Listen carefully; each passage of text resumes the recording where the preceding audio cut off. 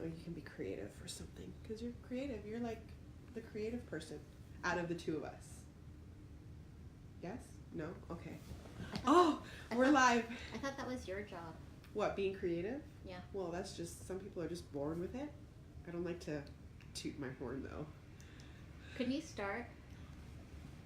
Oh, are we going to wait, or? Yeah. Hi, Kira. Okay, start. Nope. Yeah. It's Alzheimer's, What They Forget to Tell You, episode... Oh, don't look at me. I think it's 56? 56. 56. I'm not sure. Well, let's get sure, because I think we should be sure about these things. I'm back! Did you miss her? There's something missing. I missed me. Yes. Well, I've got a new Pudge, but there's no baby in there. Okay. Hi, guys. Hello. Nice to be back. Is it? I don't know, is it? I don't know, is it? Did you miss me? Kind of. Well, no. Well, I saw you all the time. I hate you. No, you don't. Stop lying to yourselves.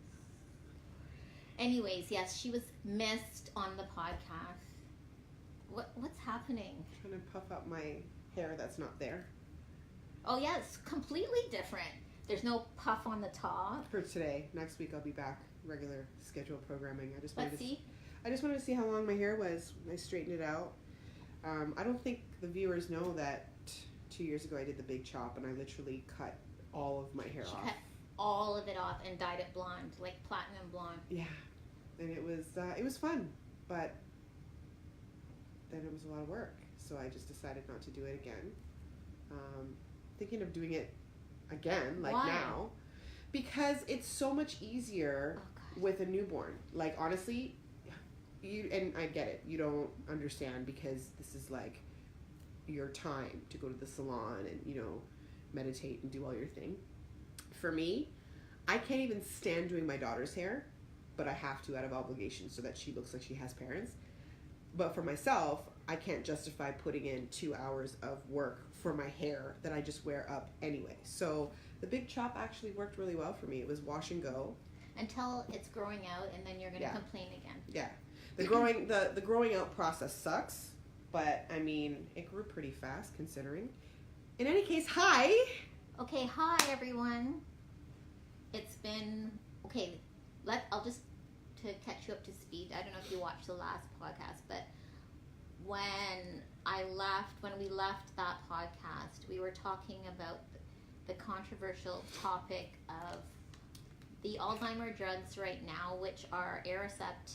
I don't even think they do Reminol, but there's Abixa, which is Aricept is for mild to moderate Alzheimer's, and Abixa, memantine Abixa is for moderate to severe. So I'm not sure. So basically, what these two drugs do is slow down the progression of Alzheimer's disease. So for somebody like myself who doesn't know, like what you just said, the two different stages or whatever, is it like, would it be safe to say the first medication is for people who are just newly diagnosed, and then like Aricept is like, I just was diagnosed, it's mild to moderate, right? And then when you're exhibiting like more symptoms of the disease, they'll put you on Abixa or memantine, right? And that's for moderate to severe. However, there's a lot of side effects, which I talk about in my book. And where's your book? No book? Yeah, there's a book. One moment. Yes, let's see the book. Oh, I'm revising it. The revised edition. Yeah, so it's coming out soon on Amazon. So this is the book? Yeah, this is the book. It's my auntie, her mama. And for those who don't know, we do these podcasts surrounding this topic. Alzheimer's, What They Forget to Tell You, which is the name of the book. Which is What They Forget to Tell You. So we talk about things that most people won't tell you. It's a great book because, especially for people who are not really familiar with the disease or going through it themselves, it's her own personal journey written by her, obviously, and what she went through. And it's really informative. There's a lot of great research inside for people who want to know more about the disease, or if unfortunately they do have a family member going through something like this or the actual disease. This is a great reference book to have because there's a lot of great information inside that might help throughout the journey. So definitely pick it up. You can get it at Chapters, Indigo, Barnes & Noble, Amazon. But I'm doing a revised edition, so I would wait. Oh. And I've added to it, put more information, talk about a little bit more about the palate, because it's 19 years now. Yeah, but isn't that book number 2? Yes, book number. No. The book number 2 is Dementia in the Brain, What They Forget to Tell You. Oh, so you're actually redoing... I did that. I revised this book. Oh, okay. So I would wait. Wait for when? Like a couple months, a year? No. Like soon. Like maybe a week. Maybe less than. 5 days. Yeah. It's okay. like, it's complete. It's done. I'm just working on the cover now. Okay, cool. Mm-hmm. All right, so put that away. Or you guys can hit up her DM and let her know that you're interested in a copy, and then you guys can figure out the details. And for people like me who are a little bit older, what's the DM? Well, inbox, direct message inbox. Like even I know that. I know that, but like you don't know. We don't use acronyms. Inbox, Karen's. You don't have to be extra now. Facebook, that is one of the social media handles, or Instagram, or YouTube, or if you know Karen, you could even text her phone. Okay. All right. So getting back to the controversial topic we were talking about last week was, are we doing anything beneficial for people to slow down the progression of this disease, considering there's no cure? Is that even possible? What do you mean? Like, once somebody's diagnosed with this disease, isn't the progression unique in terms of, like, there's no control over being able to have a time limit? Like, some people it's fast, some people it's slower, some people, like, I don't know how that works. Well, I'm wondering, though, if you catch it, like how my mom was diagnosed at 57, at the age of 57, she went on these drugs early, and is that why 19 years later she's still with this disease? It's hard to say, but it's like you said too, unfortunately but fortunately, that's all your mom has, whereas other people have Alzheimer's and heart disease, Alzheimer's and something else, so that usually what ends up taking their process much quicker, or they, their demise much faster. I'm not sure how to word that, but your mom, unfortunately but fortunately, like you've mentioned, only has dementia or Alzheimer's, and everything else is completely healthy. So I think that definitely... Right, but we were just talking last week about people who've only had the disease for 10 years, or people who've had the disease for 7 years. And I'm just thinking, maybe that's a blessing in disguise. What, that it's not it's a short-lived type of situation? Yeah. Well, yeah, absolutely, because I think that, like, the longer somebody has to go through something like this, it's not necessarily a better or good thing. I mean, they're literally forgetting every aspect or every memory or everything that had to do with their previous life. Previous life? Or... Well, that was, again, we were talking, because I was very livid, I guess. A lot of people don't like when you say, oh, like, my mom's suffering from Alzheimer's. And I said, well, there's no other word for it. No, it's definitely suffering. And it's like, well, you could live well with dementia. I'm not familiar with living well with dementia. That was not my experience with my mom. Who says no, that? It's around the table. Like, I'm on a few committees, and we'll talk, and it's a sore subject, because some people, I guess, are saying no, but because just what you just said, dementia affects people differently. There's different types of dementia, so it affects the brain differently. My mom, her plaque in the brain was in the frontal temporal lobe, so that's your language and comprehension. So my mom lost her ability to speak very early on. Well, and it's touching the same point, to answer your question, it's not just the person going through it. It's how it affects everybody else in the family too. Caregivers, loved ones, spouses, children, whoever else has to sit back and watch their loved one go through this. That's absolutely suffering. It's not a walk in the park. It's not rainbows and lollipops. You know what I mean? Well, it's funny because now that I've revised my book, I've had an opportunity. I haven't read it until now, or reread what I've written. So it's giving me that perspective of, oh my gosh, I remember that, and I remember when that happened, and I remember going through that. So yeah, and there's no part of that where it was fun. Or I was having a great time. It was really challenging.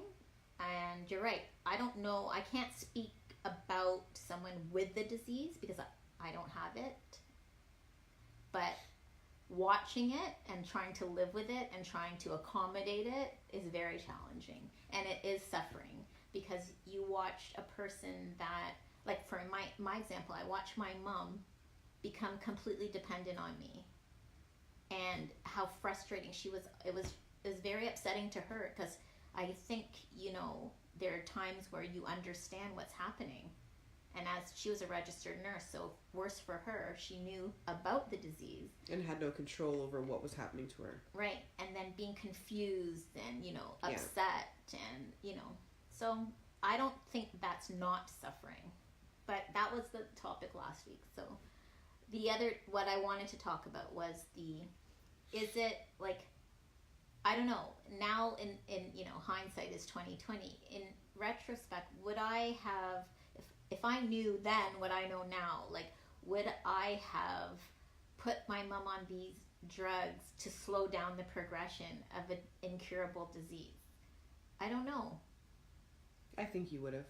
I don't know. I think people try to do whatever in the moment to preserve their way of life or their way of living as long as possible. You don't want to see your loved one forget who you are, or right. But if that happened early, so like that happened within the first 2 years, that she wasn't able to speak and she was upset and aggressive and all of the whatever. So what did I slow down? Yeah, but what are the benefits of taking this medication? Like, that's what I mean. It slows down the progression. So like 19 years later, she's obviously not on any medication now for that. But I mean, for the length of time she took it, it obviously works because it has clearly slowed down the progression, which is why she's almost 2 decades with this disease. I think I'm lost. The progression of what? Her memory? No, her, like Alzheimer's disease. Yeah, like I guess it's a chemical, so it slows down the plaque buildup probably in the brain. But it's inevitable. Like where she's at where she's at right now is inevitable. It's bound to happen. It was going to happen. But it's now a longer process. So really, this is the controversy. Because what you said, like if your parent has this thing, you're going to be any life-saving measures, right? Like, I want to get this drug because it slows down the progression and obviously that's a no-brainer. But now that I'm on the tail end of it, like my mom's at the end of life, so I'm just wondering, but then that was 2 decades of living with this disease. Right. For the end result to be the same, is what I'm saying. Right. So that, I don't know. It was a discussion. There was a paper done, and it was very valuable to say, like, hey, what are we really doing? If there's not a cure, why are we allowing somebody, personally, knowing what I know with my mom, if I got Alzheimer's, I do not want to take any drug to slow down the progression. I just let it take its course, because if it is what it is, I'd rather just deal with what it is. And for the people around me, my loved ones, I'd rather them not have to deal with that for 20 years. Would you feel the same way with another diagnosis? Let's say like cancer. No, because there could be a cure. There's hope with cancer. There's certain yeah, cancers. certain cancers. Other cancers, no. But then there's at least treatment that could possibly. There's operations that you can get. With Alzheimer's, it's your brain. They can't operate on your brain to, well, at least right now they haven't found anything where they can zap out the plaque out of your brain. And you can't regrow neurons. So, no, I wouldn't want to slow down the progression. If I can have it for 5 years as opposed to 20, I'll take the 5. That's just my opinion. Interesting. Knowing what I know and seeing what I've seen. For sure. And, you know, in my experience. Everyone's going to have a different feeling on that across the board, and rightfully so, or whatever, you know. There's no, I would love to, I always say I just tell you what they don't tell you. There's no manual. No, but there's no way to articulate what I'm seeing right now with my mom. And everything that I went through with my mom. Mm-hmm. There's nothing to, like, I've summed it up kind of like in a book, but that's, like, this book would be like an encyclopedia. They'd have volumes of it if I had to really do the play-by-play. And I just don't think, so when, you know, people want to romanticize, that's what I was saying, they try to romanticize, like, you know, they don't want to scare you, but you should be scared. You should be scared. You should be trying to prevent it. We should be doing research. You know, they throw money at cancer and heart disease, but this is like so underfunded, which is why there's no cure. The disease is over 100 years old. We're still baffled by it. The average person, I'm sure, if you walk down the street, they don't really know. They kind of go, is that when you forget, you know? Or they just associate it with old people. Yeah. Or like, you know, that commercial where the guy keeps buying milk and puts milk in the fridge. No, that's not really what it is. It's like, I always explain an example of, you know, people go, oh, I must have it because I forget my keys all the time. No, it's not knowing what a key is. That's what Alzheimer's is. It's not forgetting your keys. It's like, what's this for? I don't, you know. And, you know, seeing somebody and not knowing who they are and what relation they are to you. Yeah. It's scary. It's terrifying for, I'm sure, the person and the people that have to sit back and watch the person go through that. It's horrifying. I mean, for anybody, and you don't have to be, you know, going through it to empathize or to have compassion. Just think about what that might be like for somebody that's very close to you that you love, whether it's a parent or a spouse or a child. Like, think about what that would feel like if that was the diagnosis, or you're sitting back and watching that happen to your loved one. It's I can't even imagine it. And now, like, I'm reading, like I said, I'm rereading the book. It's, you know, my mom was always so upset. You know, she's always crying and confused and aggressive. Like, you know, they'd be she didn't know how to feel. Because, it's just like, I'm so frustrated.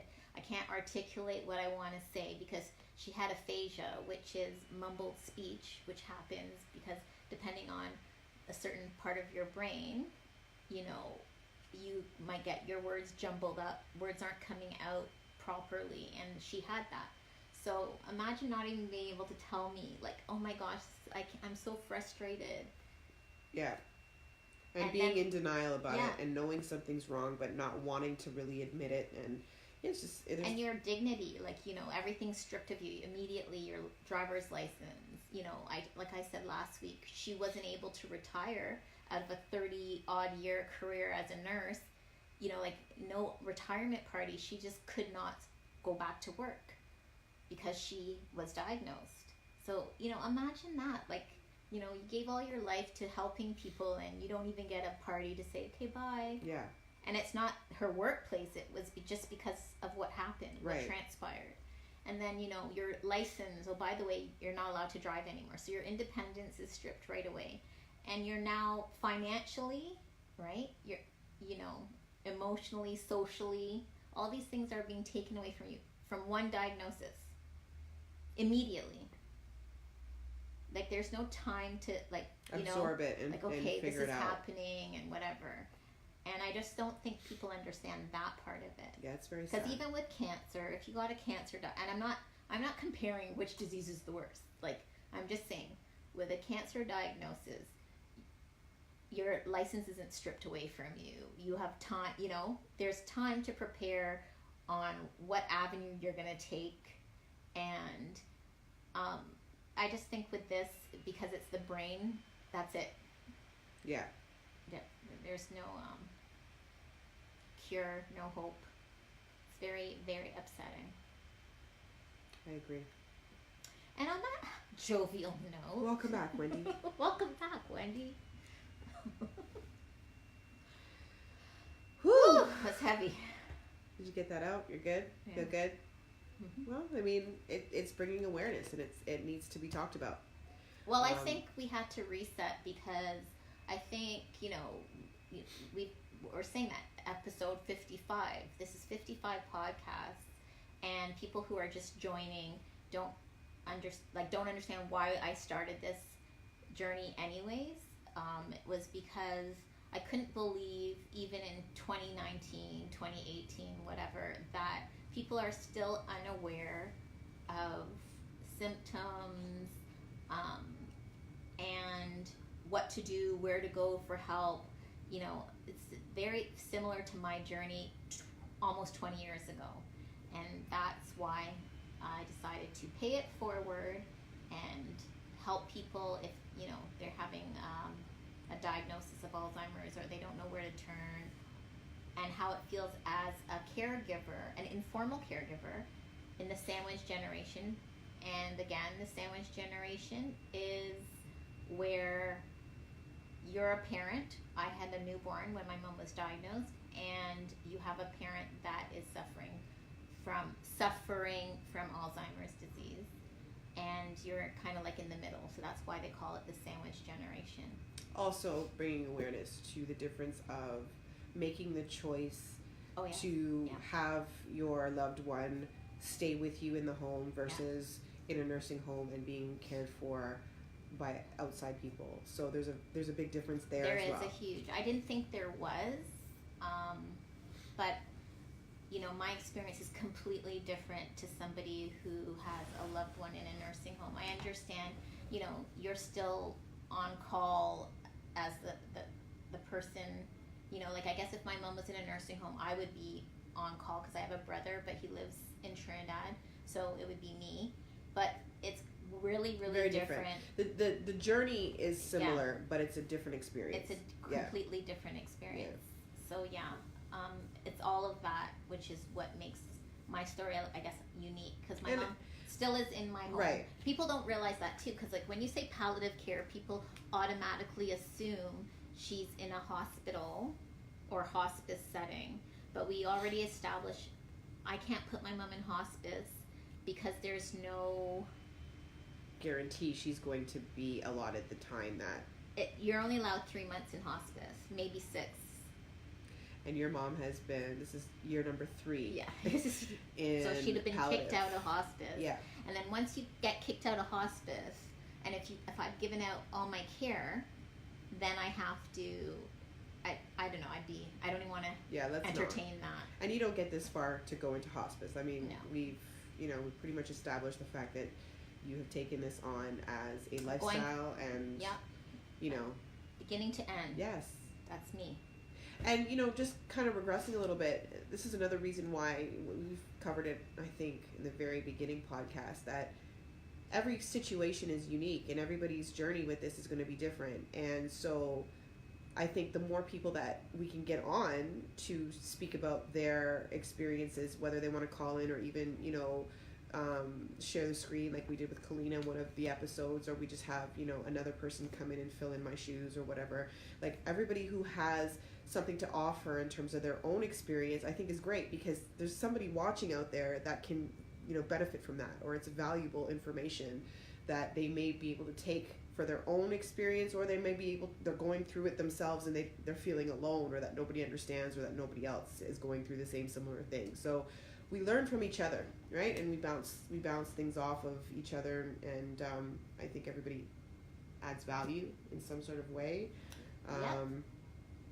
So there's that. If, again, I'll say it again, like I've said it many times before, if we have viewers out there that have questions or they want to share experiences, we're so open to that. Please, like, leave a comment, leave a DM in her box, mailbox, inbox, or mine. And, you know, we'll get you on. We'll answer questions and concerns, and, you know, we're happy to do that as long as we're helping. You know what I mean? We've experienced a lot last year. We had a few losses. There's a few losses in our Alzheimer community, and you know, a lot of victory, a lot of comments, and we had a lot of visitors and people who were coming on to share their knowledge, and, you know, it was really great. I think it was really informative. A lot of people had great feedback about how they felt helped or heard, or, you know, it was informative in some sort of way. So that's why we do this, you know. And I think kudos to you for paying it forward. I think your mom would be really proud. Thank you. Yeah. Thank you. On that note, let's go. Yeah. I would say let's go have a drink, but I'm not there yet. I was thinking, you know, maybe some wine or something else, but, you know, maybe in a couple more months when I'm not feeding a little human. He's really cute. Yay! He's not in my belly anymore. Maybe one of these episodes will give him a little sneak peek. Yeah. Yeah. So, in any case, guys, nice to be back, and thank you again for all of your support, sharing, comments, all of that stuff. Oh yeah. So, still waiting for my picture, John. I'm putting you on notice. Who's John? He bought a hat and he got his brother to wear one, but he was supposed to send me a picture. Because everyone who, basically what's happening is, these hats are going to the proceeds are going to the foundation that I started for caregivers to get them supports. And so I just got this hat in because it has both of my logos on it. And I know it's probably backwards, but No, it's not. Oh, you'd like to buy one? Okay, sure. So, well, is it backwards? No. Well, you know, when you see it, it's always, on camera it's different. Anyways, the WTF TTY is what they forget to tell you. It's a little play on words there, because when you're dealing with Alzheimer's as a caregiver, it's the WTF, no TTY. No TTY. No TTY. LOL. BRB. DM. So anyways, so it's pretty unique because it's done in a way where you could wear it either this way, which with the logo in the front, or with the letters. If you want to be more risque, you could wear it the other way. So it's like you get 2 for 1. Perfect. Oh, on that, yeah. Perfect timing. On that note, I'm hearing my little person, so we're gonna probably end off now. Yeah, that should be like our music. Yes, like the credits. Yeah. Feeding time. You guys be well. Have a great week. We will see you guys soon, and thank you for the love and support.